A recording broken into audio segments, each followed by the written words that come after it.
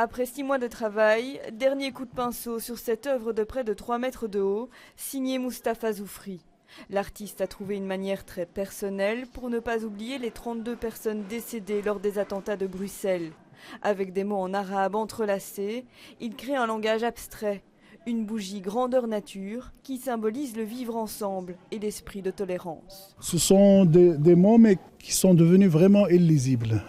Même moi, je ne peux plus garder le sens littéraire du mot. Ce sont des mots que j'ai utilisés uniquement pour leur graphisme. Et j'ai travaillé un peu comme un chorégraphe, pas comme un littéraire. Je les ai mis en scène et je les ai juxtaposés.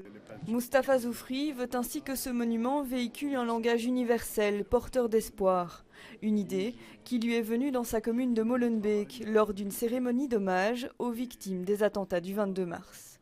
Je voulais que ce rassemblement ne soit pas oublié. D'ailleurs, c'est dans la place communale que je vais installer ma sculpture, c'est-à-dire le lieu de ce rassemblement.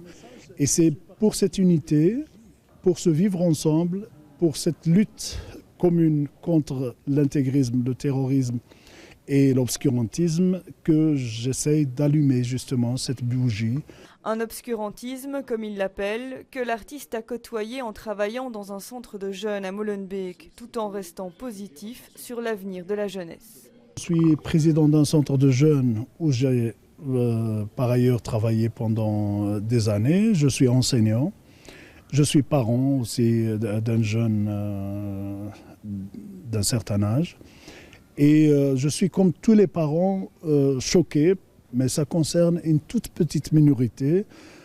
Heureusement, la majorité des jeunes n'ont jamais choisi ce chemin. La flamme de l'espoir restera pendant 2 ans sur la place communale pour ensuite briller devant la station Comte de Flandre.